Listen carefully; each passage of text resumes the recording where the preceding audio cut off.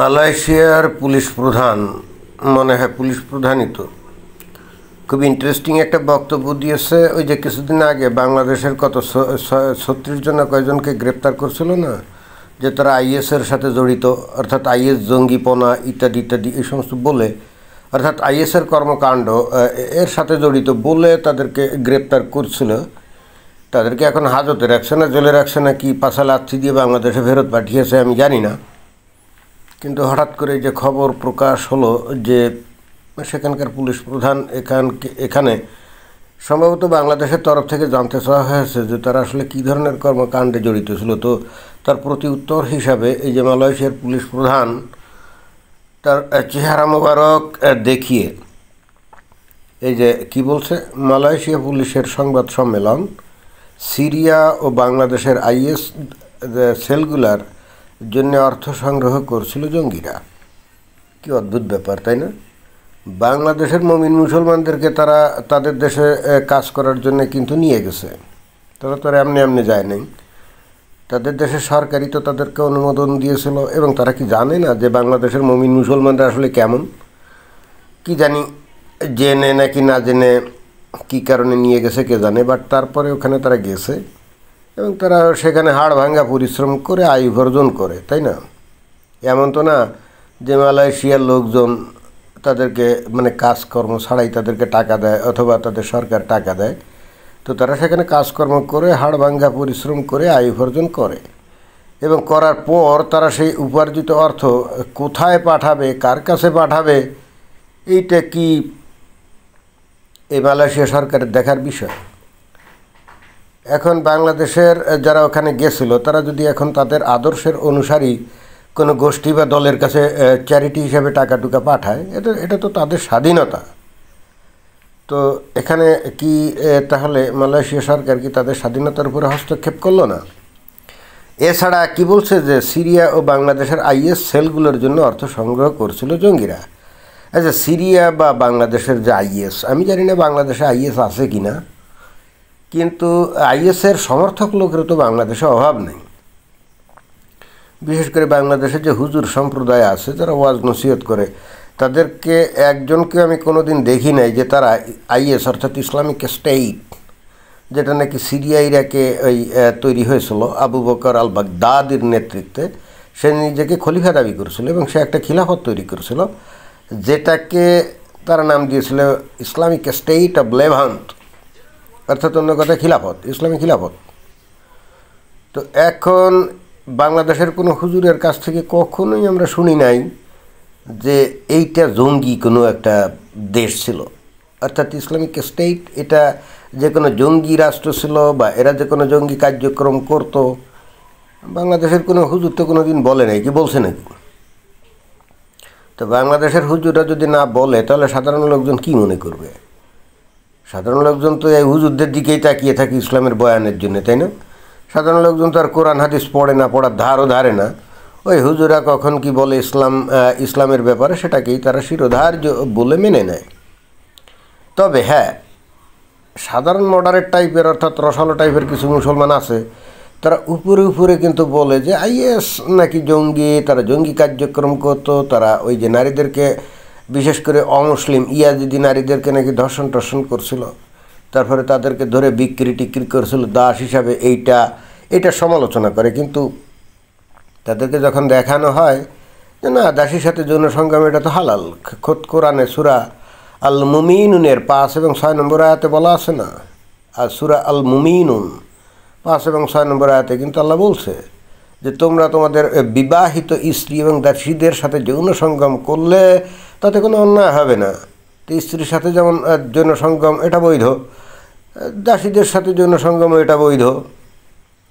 এখন এই দাসী কোথা থেকে পাওয়া যায়? এক হচ্ছে মার্কেট থেকে কিনে এনে, আর 2 হচ্ছে মুমিন মুসলমানরা যদি জিহাদ করে তাহলে অমুসলিমদের উপরে আক্রমণ করে তাদেরকে যদি পরাজিত করা হয় তাহলে তাদের নারীগুলোকে কিন্তু বন্দি করে এনে গনিমতের মাল হিসাবে তাদেরকে দাসী হিসাবে গণ্য করা হয় এবং এই বন্দিনী নারীদের সাথে কিন্তু যৌন সংগ্রাম করা যায়।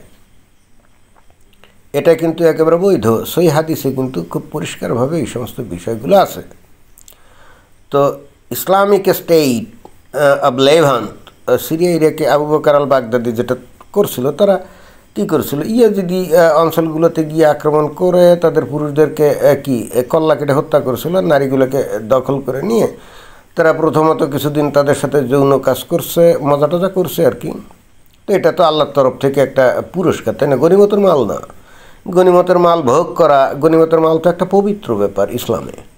তো এই জন্যে ওই সমস্ত নারীদেরকে ভোগ করে অতঃপর যখন তাদের ভাগে 5-7টা হয়তো পড়লো, চিন্তাগুলো আচ্ছা ঠিক আছে, যারা নাকি যুদ্ধ টুদ্ধ করে নাই তারা তাহলে এগুলো কিনতে পারে। এই জন্য তারা কিন্তু যে মার্কেটে এনে অকশন ডাকতো, এরকম ভিডিও আমরা দেখেছি।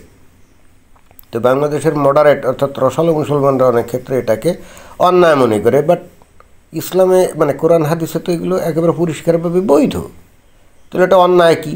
এবং ঠিক এই কারণেই কিন্তু বস্তুত বাংলাদেশের মমিন মুসলমান তো বটেই, মানে যারা নাকি ওই হুজুর ইসলাম প্রচার করে, তারা কিন্তু কখনো বলে নাই যে এইটা অন্যায় কাজ বা ইসলামিক স্টেট কোনো অন্যায় কাজ করছিল বা কোনো জঙ্গিপনায় লিপ্ত ছিল। তাহলে এখন প্রশ্ন হচ্ছে যে এই মালয়েশিয়ার এই পুলিশ প্রধান হঠাৎ করে এখন এই আইএসের যদি অনুসারী বাংলাদেশের মমিন মুসলমানরা হয়ে থাকে এবং তারা যদি মালয়েশিয়ায় গিয়ে থাকে, তাদেরকে জঙ্গি কেন বলছে? তাহলে এই মালয়েশিয়ার পুলিশ প্রধান কি ইহুদি নাসারা, কাফের নাকি মুরতাদ, কোনটা? অথবা নামধারী মুসলমান অর্থাৎ রসালো মুসলমান কি না, কে জানে? কোরআন হাদিস কি জীবনে সে পড়ছে? তার কথাবার্তা শুনে কিন্তু আমার কাছে সেটা মনে হয় না। যদি কোরআন হাদিস ভালো করে পড়তো তাহলে এই ধরনের কথাবার্তা বলতো না। যারা নাকি খাঁটি মমিন মুসলমান, তাদেরকে তো তারা আরও করতো, সম্মান করতো, তাই না? কিন্তু সেটা না করে তাদেরকে বলছে যে তারা নাকি আইএস জঙ্গি, এবং আইএস জঙ্গিদের আইএস সেলের জন্য তারা টাকা পয়সা পাঠাতো, এই অপরাধে তাদেরকে ধরে নিয়ে জেল হাজতে ঢুকিয়েছে। চিন্তা করে দেখেন। এরপরে আবার কিন্তু তারা দাবি করবে তারা মুসলমান। আবার এই দেশি ওই যে জাকির নায়েক, তাকে কিন্তু আবার আশ্রয় দিয়ে রাখছে। তবে আবার কিছুকাল আগে দেখলাম যে আশ্রয় দিয়ে রাখলো সে যাতে কথাবার্তা বলতে না পারে, এ ব্যাপারে নাকি নিষেধাজ্ঞা দেওয়া হয়েছে। তো বুঝলাম না, এই মালয়েশিয়ার এই মমিন মুসলমান নাকি নামে মুসলমান নাকি বুঝি না। এরা তো ইসলামের বিধিবিধান কিছু মানে না, এবং ইসলাম জানে বলেও তো মনে হয় না। যদি ইসলামকে ভালো মতো জানতো তাহলে তো তারা তো বাংলাদেশের হুজুরদের যে বয়ান সেটাকেই তো মেনে নিত। বাংলাদেশের হুজুরা যেহেতু এই আইএসের যে সমর্থক অনুসারী, তাদেরকে জঙ্গি বলে না, তাহলে এরাও তো জঙ্গি বলতো না। তাহলে এরা আসলে কী মেসেজ দিতে চাচ্ছে? এরা কি বাংলাদেশের মমিন মুসলমান এবং হুজুরদের চাইতে কি বেশি ইসলাম জানে? আচ্ছা, মমিন মুসলমান বাদ, বাংলাদেশের হুজুরদের চাইতে কি বেশি ইসলাম জানে? তা তারা দাবি করতে পারে, কিন্তু আমরা স্বীকার করব না, তাই না? পরিশেষে যেটা বলতেই হবে, এই সমস্ত মমিন মুসলমানদেরকে যদি তারা জঙ্গি হিসাবে সাব্যস্ত করেই থাকে এবং এটা যদি ঘোরতর অন্যায় হয়ে থাকে, তাহলে কি তারা ভবিষ্যতে অর্থাৎ খুব অচিরাত এমন কিছু করতে যাচ্ছে নাকি যে বাংলাদেশ থেকে তারা আর কোনো লোকজন তাদের দেশে আর নিবে না কাজ করার জন্য? এরকম কি কোনো প্ল্যান পায় তারা আছে নাকি, কে জানে? তবে তারা যে কাজটা করলো এইটা কিন্তু বাংলাদেশের জন্য ভয়ঙ্কর একটা ক্ষতির কারণ হয়ে দাঁড়ালো। কারণ তারা যেহেতু 36 জন জঙ্গি বলে, অর্থাৎ যারা আইএস সমর্থক অর্থাৎ খাঁটি মমিন মুসলমান, এখন তাদের কাছে তো জঙ্গি। এখন এইটা তো অন্যান্য দেশের কাছেও ওই জঙ্গি হিসাবে গণ্য হবে, তাই না? তো ভয়ঙ্কর যে খারাপ কাজ যেটা করলো সেটা হচ্ছে যে এখন অন্যান্য দেশ, এমনকি খোদ মিডল ইস্টের দেশগুলাও, এই যেমন ওই সৌদি আরব, দুবাই, কাতার, তারপরে বাহরাইন ইত্যাদি দেশেও বাংলাদেশের মানুষ যায় না। তারাও তো দেখা যাবে যে এই মালয়েশিয়ার এই ঘটনার দৃষ্টে বাংলাদেশ থেকে লোক সেখানে যাওয়া বন্ধ করে দিবে, ভিসা দেওয়া বন্ধ করে দিবে, তাই না? তো এইটা কোন ধরনের কথা? এই সমস্ত সব দেশগুলো হলো মুসলমান, তো তারা সেখানে ইসলাম বিরোধী কর্মকাণ্ডে লিপ্ত। সেখানে বাংলাদেশ থেকে যদি খাঁটি মমিন মুসলমান গিয়ে তাদেরকে ইসলামের পথে যদি হেদায়েত করার চেষ্টা করে থাকে, এটা অন্যায় কি? এইটা তো আমার মাথায় ঢুকছে না। এবং এই যে 36 জনকে জঙ্গি হিসাবে ধরছে, বাংলাদেশ সরকারের তো কোনো বক্তব্য আমরা এখনও পেলাম না, বা বাংলাদেশের যে হুজুরা তারা কি এ বিষয়ে কিছু বলছে, এখনও পর্যন্ত পাইনি। তবে যে যাই বলুক না কেন, মালয়েশিয়া সরকার কি এটা পাত্তা দিবে? না, তা দিবে না। বাংলাদেশের মমিন মুসলমান এবং হুজুরা যতই ইসলামের নামে যাই বলুক না কেন, আমার মনে হয় যে মালয়েশিয়া তাদের নিজস্ব স্টাইলে ইসলামের ব্যাখ্যা বিশ্লেষণ করে, এবং ইসলামের নামে যে জিহাদ, এবং যেটা নাকি ইসলামের আসলে 1 নম্বর বিধান, এখন এটাকে যদি মালয়েশিয়া জঙ্গিপানা বলা শুরু করে, তাহলে কি এই মালয়েশিয়া কি বলতে চাচ্ছে যে ইসলাম একটা জঙ্গি আদর্শ? বিষয়টা অনেকটা তাই না? কি জানি, বুঝি তো কম। তো এটাই ছিল বক্তব্য। ধন্যবাদ।